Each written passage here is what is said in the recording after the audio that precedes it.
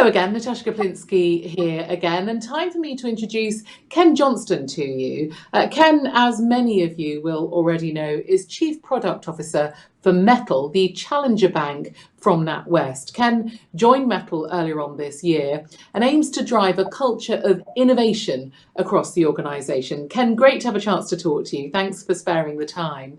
And firstly, as a bit of a scene setter, as you like, can you tell me a bit about Metal's journey to market and perhaps include some usage and customer statistics to back that up? Sure thing. Thanks for having me. So Metal started out as a bit of a NatWest experiment.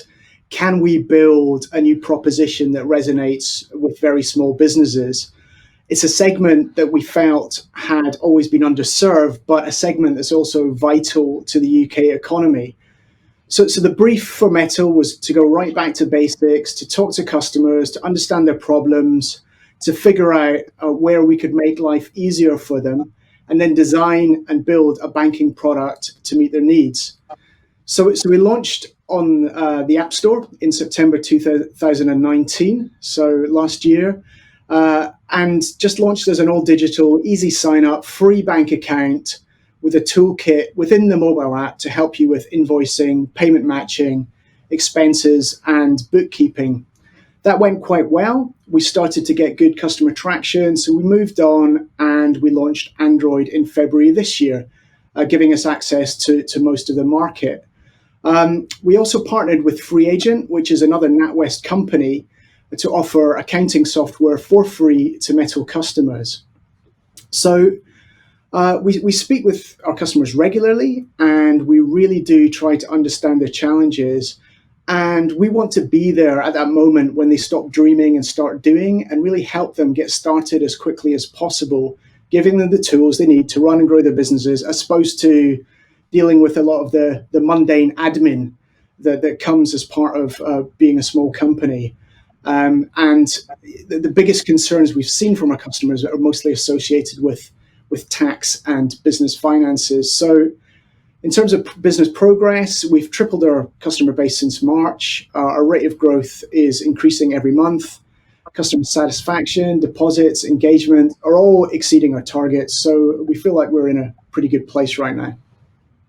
That's great. And we'll pick up on much of what you've said in some questions coming up shortly. But I'm interested right now in the choreography of your role, and you're in quite a unique position, aren't you, creating a challenger bank within a traditional bank.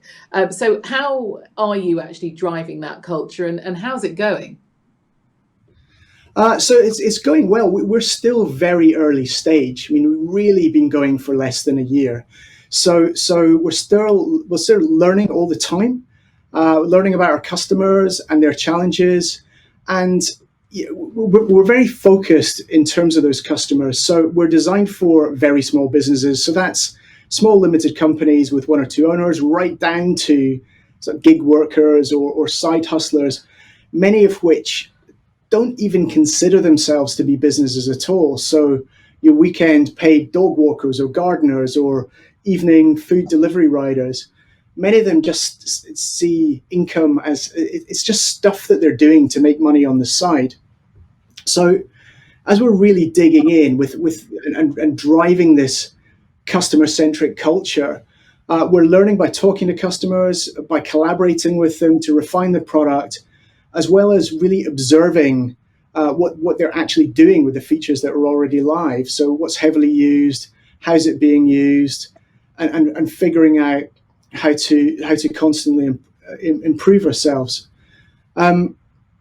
So, for example, I mean, anyone who's listening who has started a business knows that it's a hassle to get going. You take that brave decision to go for it, and you just want to be making what you make or selling what you sell or doing what you do. But suddenly you realize that there's this load of admin that you've got to deal with that can really take the wind from your sails. And setting up a bank account can be one of those hassles.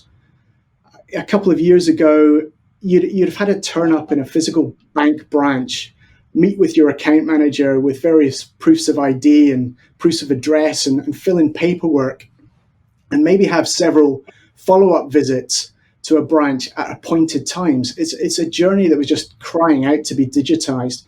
And that's what Metal and other digital banks have set out to do, to make that sign-up process as easy to complete from anywhere in a few minutes on a mobile device.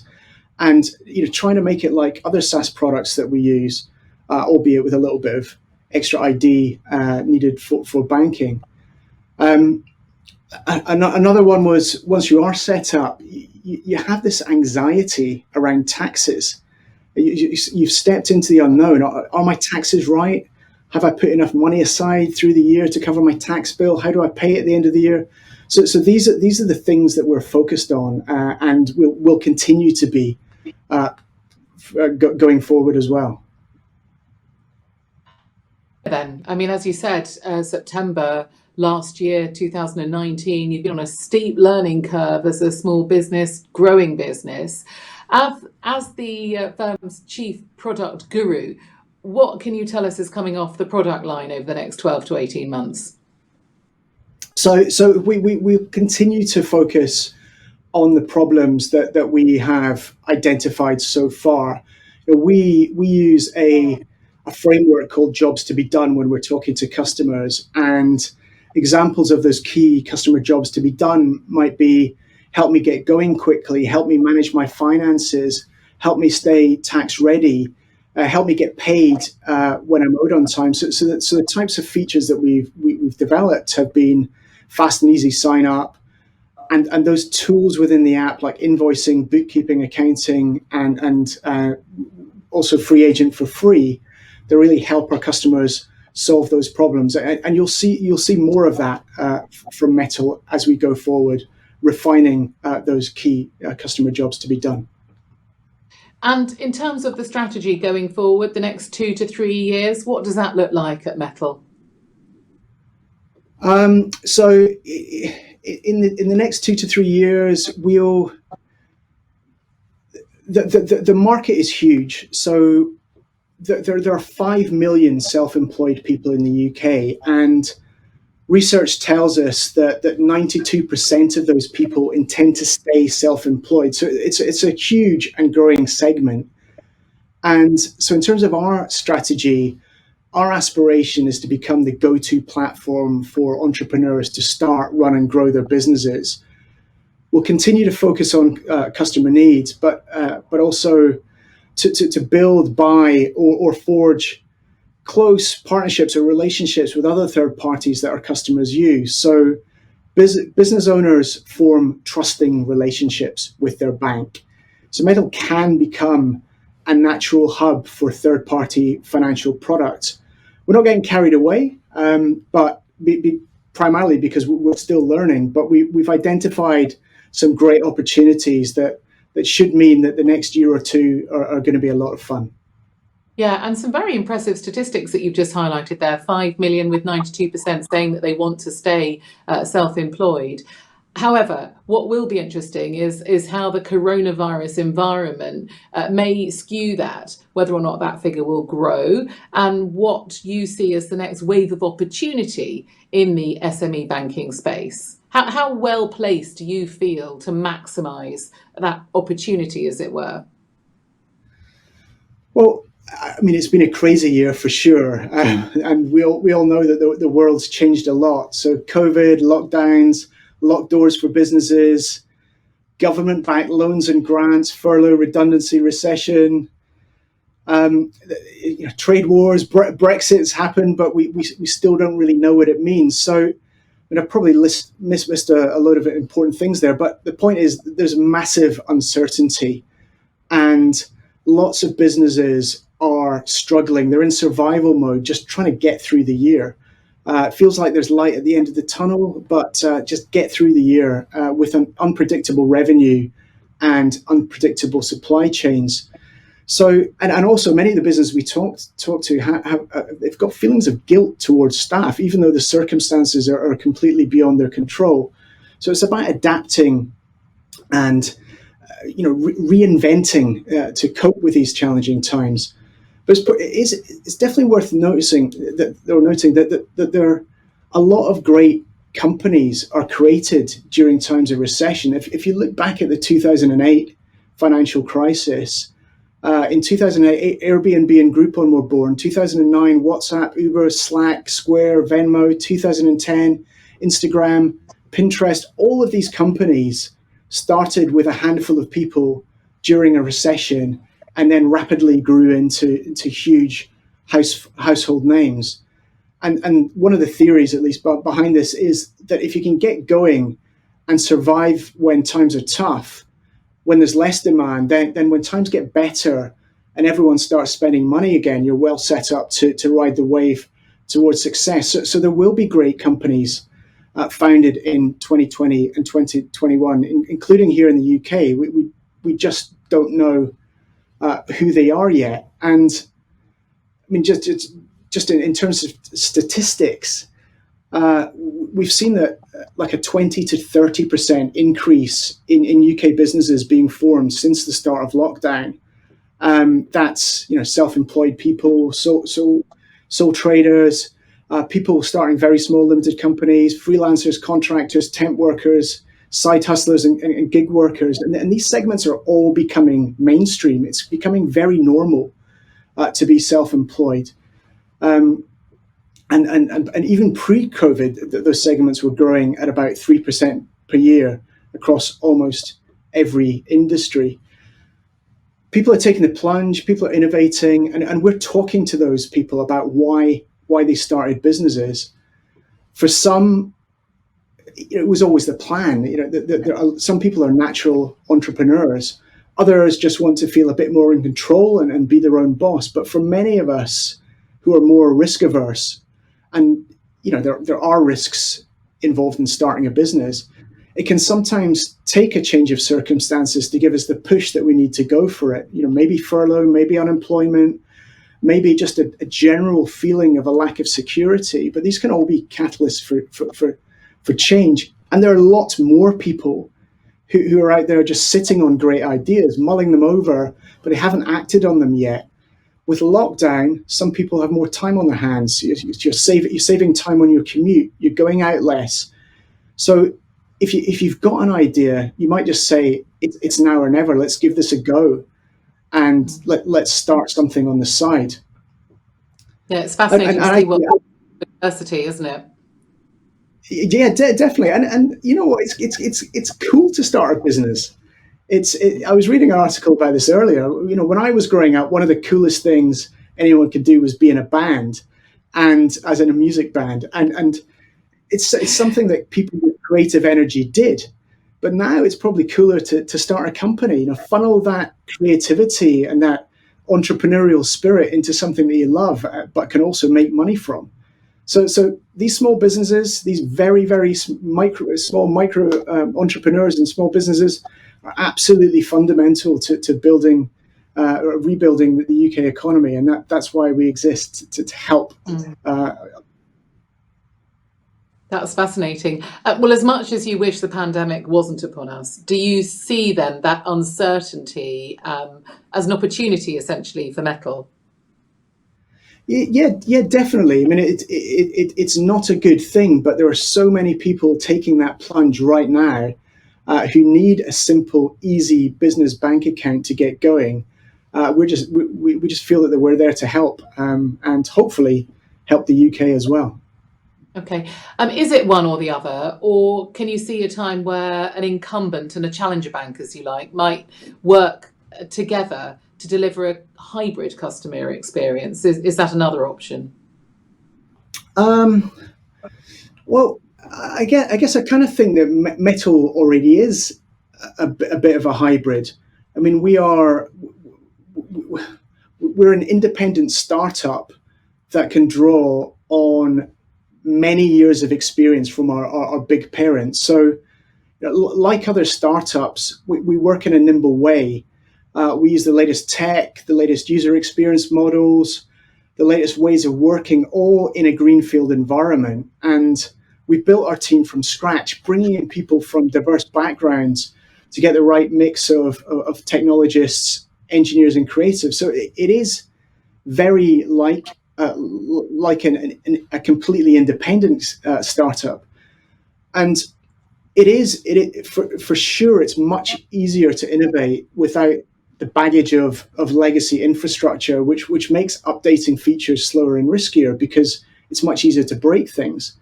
So at Metal, we're able to try things and test and launch things quickly, and then incrementally improve them as we go. And being a small company, we're able to focus, and it's sometimes very hard for big companies to focus. If you've got a large, very diverse customer base, then you need to cater for diverse needs. So it can sometimes be a bit hard to see the wood for the trees. And by trying to focus on many different groups, you end up not really focusing on anything. So at Metal, we're very clear on who we're building our product for, and we talk to our customers every day. That said, being part of an established group like NatWest, it does bring quite a few benefits. So there's a lot of experience and many years of learnings that we can draw on, especially when it comes to tricky stuff like risk or financial crime and regulations. So definitely see that there are benefits of being a startup, but also close collaboration with a larger financial institution. Absolutely, I can see that. But you're not without competition, are you? How is Metal differentiating itself and its proposition to that of the other industry counterparts that you face?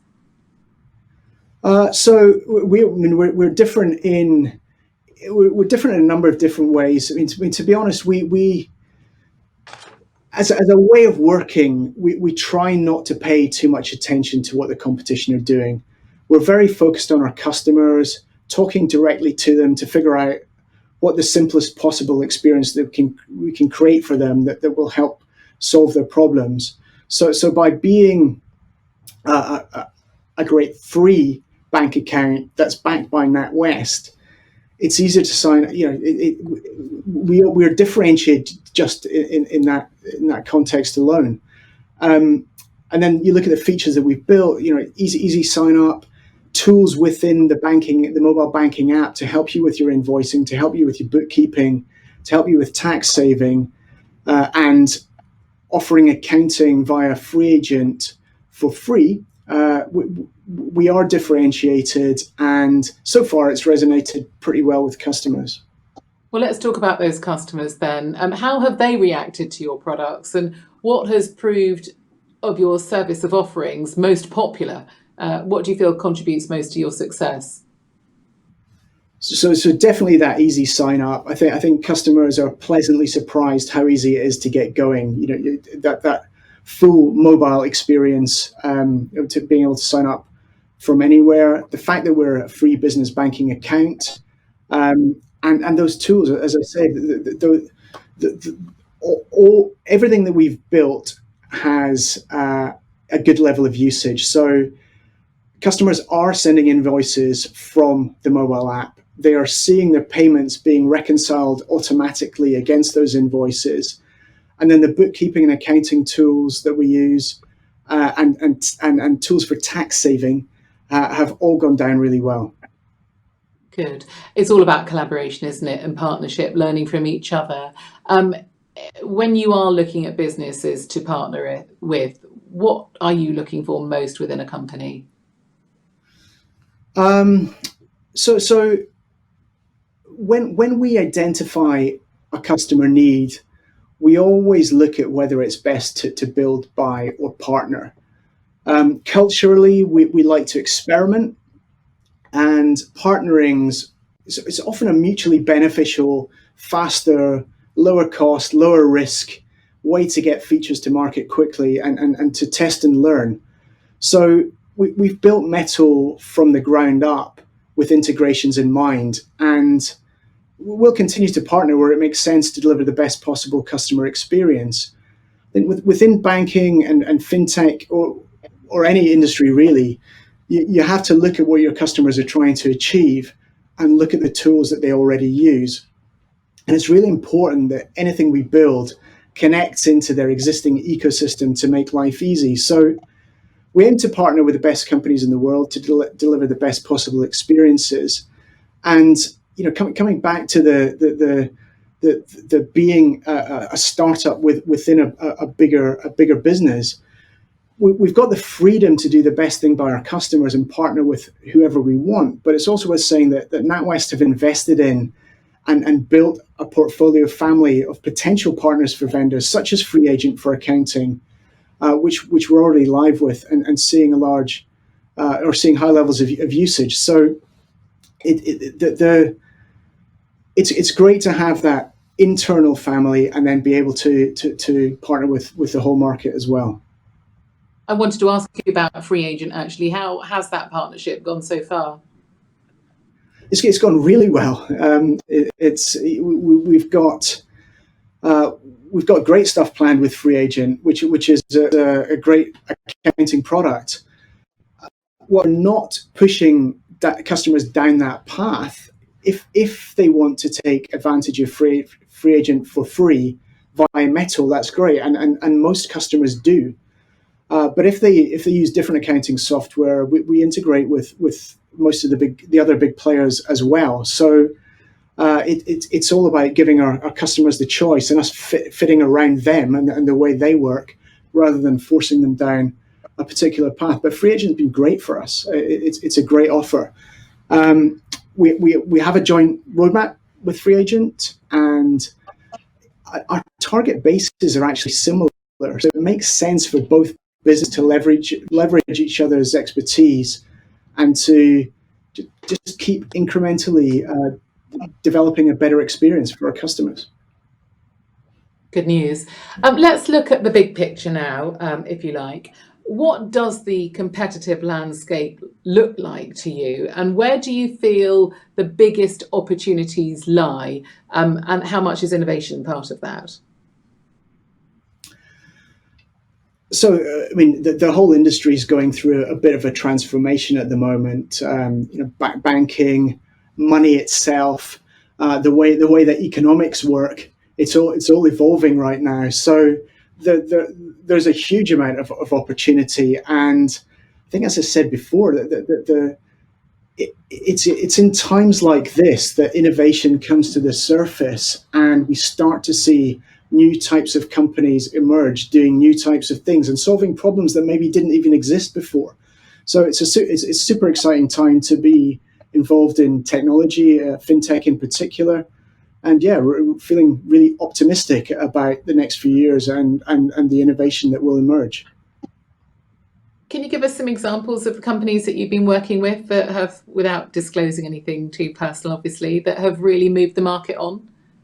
Yeah, there are lots of fintechs out there, probably lots of them participating in this conference. But yeah, we've got lots of partnerships in flight. We will have some announcements to make, but I'm not ready to make any big announcements here today. Okay, you saw through that question then, trying to get a bit of a, a bit of an exclusive. Just as we finish up, and a very important question, this one. I understand, I mean, you've spoken so passionately about entrepreneurship and all of those, people sitting at home that perhaps wanted to be in a rock band but now are going to start a company. And you really did make it sound very, very exciting. How do you plan to encourage people to dig deep and actually take the plunge and become that entrepreneur that they've always wanted to be? Yeah, so we don't really see it as our role to encourage people to take the plunge. I mean, that's a very, very personal decision. But what we do want to do is just be there when they do. Make it as easy as possible. When you make that big decision, just try and take as much of the friction away from that process. What we've been doing is really looking as a business bank account. Where can we add value? Where can we make things easier? So yeah, that's the plan. Just be there, ready to support and make life easy for those brave people who do show a bit of mettle and start their own businesses. On that note, I think we should leave it. Thank you so much for your time today. We wish you the best of luck. Thank you, Natasha. Take care.